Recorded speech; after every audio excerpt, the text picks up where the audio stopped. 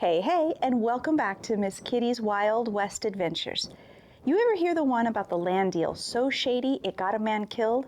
Or what about the legendary gold mine that's left a trail of bodies for over a century? Well, buckle up, partner, because today we're diving deep into one of the Wild West's greatest mysteries, the tale of the Peralta land grant, the Lost Dutchman Mine, and the many, many folks who have met an untimely end searching for gold.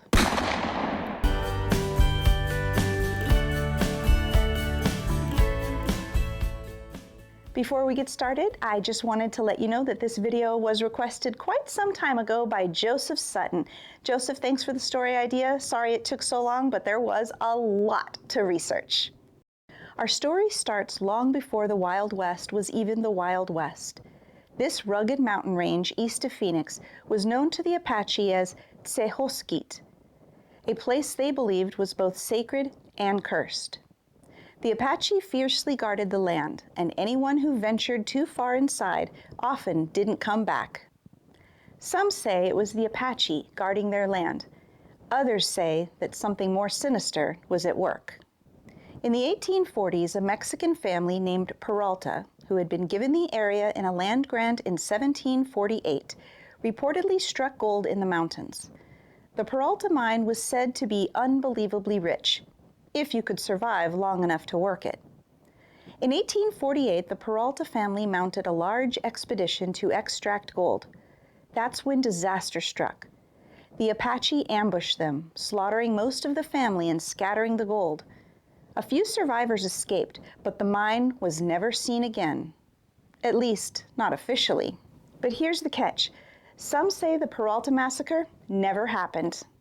No concrete evidence exists, and skeptics argue that the story may have been invented to explain the mysterious gold that surfaced much later. Shortly after the Peralta Massacre, the mountains took on a new name, the Superstitions, because of the dark reputation that surrounded them.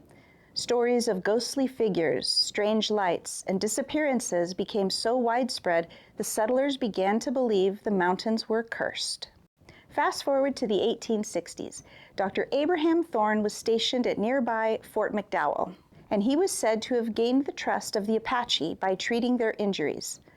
As a reward, the Apache reportedly blindfolded Thorne and led him deep into the Superstition Mountains. There, they revealed a hidden gold mine, allowing him to take as much as he could carry, but warning him never to return. Thorne returned with enough gold to turn heads, but did it really happen? Some historians question whether Dr. Thorne really existed. No official records confirm his story, and some suspect it's just another fragment of frontier fiction. Now here's where things really start to get shady. In 1867, a man named George M. Willing swaggered into Prescott, Arizona territory, claiming he had purchased a massive Spanish land grant from one of the surviving Peraltas.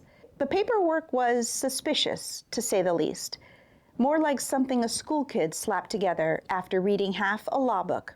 Broke and desperate, Willing offered to sell half the land to local businessman James D. Monahan for a measly $250, claiming they could then resell the land back to the settlers and make a fortune.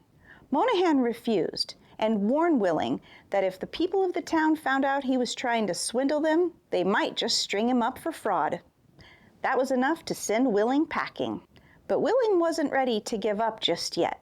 In 1871, he teamed up with James Rivas, a real estate agent with a side hustle in forgery, and William W. Gitt, a so-called expert in Spanish land claims.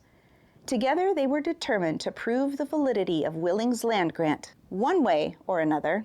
In March 1874, Willing resurfaced in Prescott, filing his deed for the Peralta grant in the Yavapai County Courthouse. But the next morning, he was found dead. No investigation, no autopsy, just a whole lot of speculation. Was he poisoned? Did he die of exposure? Or was he just a victim of really bad luck? No one knows. But one thing is for certain. His death left the Peralta land grant up for grabs. And guess who came to take it? James Rivas arrived in Phoenix in 1880 with a letter from Willing's widow, authorizing him to retrieve her late husband's papers. Before long, he was in possession of the supposed Peralta grant, and as if by magic, the land size grew. Before long, Rivas was claiming an eye-popping 12 million acres that even extended into New Mexico.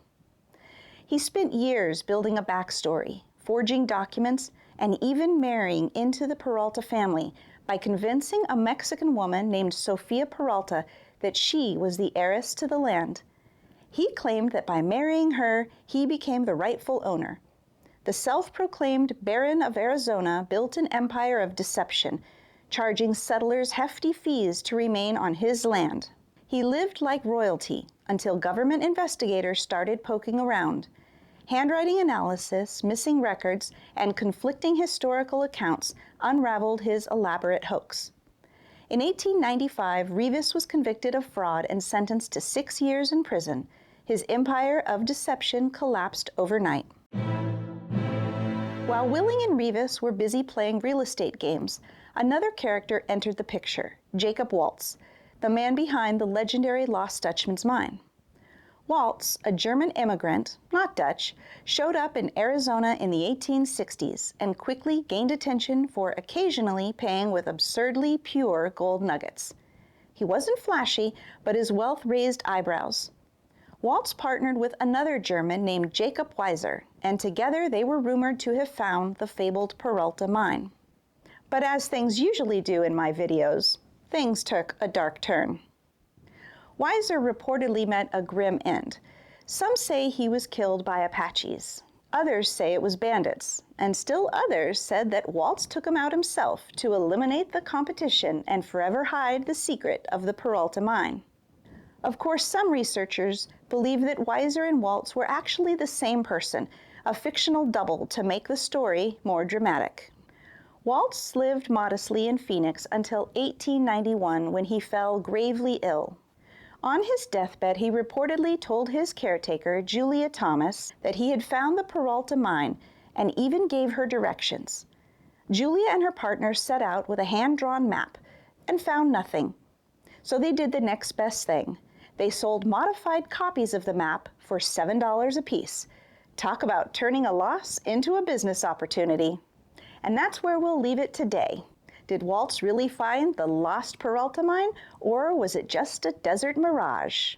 And what about the subsequent treasure hunters who have disappeared since then, but have left startling clues? Hold on to your hats, because next time we're heading into the Superstition Mountains to uncover the darker side of this legend. Headless bodies, bullet-ridden skulls, and eerie disappearances have haunted this region for over a century. Until then, we hope you enjoyed this episode of Miss Kitty's Wild West Adventures. If you did, be sure to give this video a thumbs up, hit the subscribe button, and ding the bell for notifications. And in the meantime, I'll catch you on down the trail.